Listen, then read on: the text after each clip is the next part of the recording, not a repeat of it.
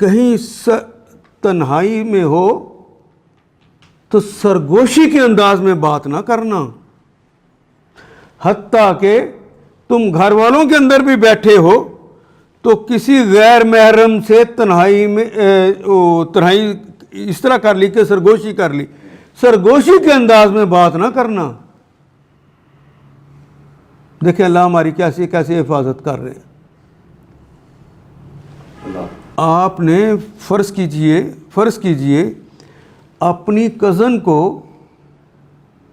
एक ही घर में रह रहे हैं, वो बैठी हुई है, नमाज का वक्त हो गया है, वो नमाज नहीं उठ कर पढ़ने जा रही, आपने उसके कान में कहा नमाज पढ़ लो। कितनी अच्छी बात कही, लेकिन आपने अल्लाह की मुखालफत कर ली, सरगोशी कर ली। अगर आपको ये कहते हुए दूसरे कज़न ने देख लिया है, अगर उसकी शादी उस कज़न से हो जाए 10 साल के बाद भी, वो पूछेगा सच सच बता उस दिन उसने तुझे कान में क्या कहा था। मैं अपनी बेटियों से कहूँगा ये मर्द बहुत शकील मिजाज है, एक दफ़ा गिरा बैठ जाए अंदर कि मेरी बीवी के किसी से तल्लुक हैं, छुप कर इसने कोई बात की है, इसको साफ करना मर्द के दिल को कोई आसान काम नहीं है। एहतियात करना तुम्हारा काम है, एहतियात करना मर्द तेरा काम। फिर तल्लुकात टूट जाएंगे, फिर घर नहीं से बसेगा। ना तन्हाई में मिलना है, ना सरगोशी के अंदाज में बात करनी है। और अब तो इंतहा की खामोशी हो गई, इंतहा का खलवत मिल गई। एक घर में लड़की बैठी हुई है, 20 मील के फासले पर लड़का बैठा हुआ है और तन्हाई में बैठे टेलीफोन पे बातें कर रहे हैं। ये खलवत में बातें करना जायज़ था उसके लिए? फिर कहते हैं हालात ख़राब हो गए, फिर कहते हैं बेटी जो है बड़ी नेक थी, पता नहीं क्या हुआ उसे, लड़का तो मेरा बहुत अच्छा था, पता नहीं क्या हो गया उसको, ज़माने की हवा लग गई है। अल्लाह की बगावत के जरासीम तुमने दाखिल कर दिए।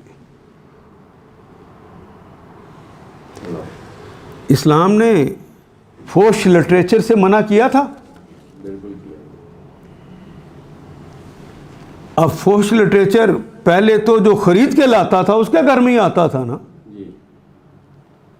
अखबार आप खरीद के लाएंगे तो किसी फिल्म के इश्तिहार में कोई नाचती हुई औरत की तस्वीर आएगी,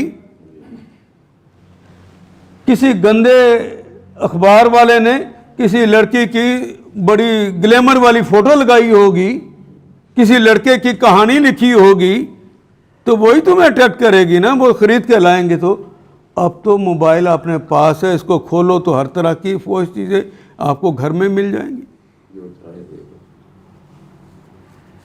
बेटे के पास अलग है, बेटी के पास अलग है, आपके पास अलग है, आपकी बीवी के पास अलग है।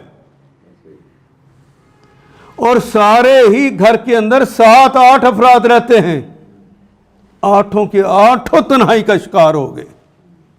गलत कह रहा हूं मैं?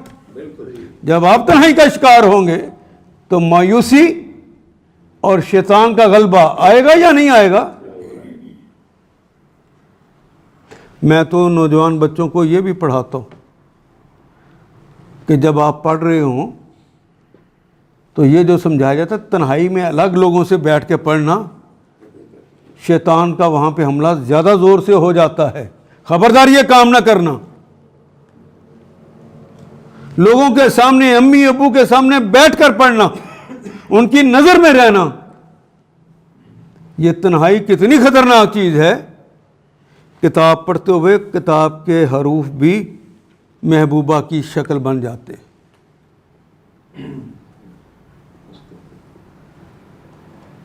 आप पढ़ते पढ़ते रुक जाते हैं, फिर वो वक्फा ख़त्म ही नहीं होता क्योंकि उसमें लज्जत बड़ी होती। तो माँ समझती है पढ़ रहे हैं बच्चा, बाप समझ रहा है बच्चा और बच्ची पढ़ रहे हैं। था ज़माना कभी, ऊपर किताब रखी है, नीचे नावल रखा हुआ है, माँ बाप इधर हुए तो नावल निकाला तो उन्होंने पढ़ना शुरू कर दिया। अब करने की ज़रूरत नहीं, माँ भी लगी हुई है मोबाइल पर, उसने भी कोई चीज़ निकाली हुई है, जहाँ उसका दिल लगा हुआ है, जहाँ आपका दिल लगा हुआ है आप भी लगे हो।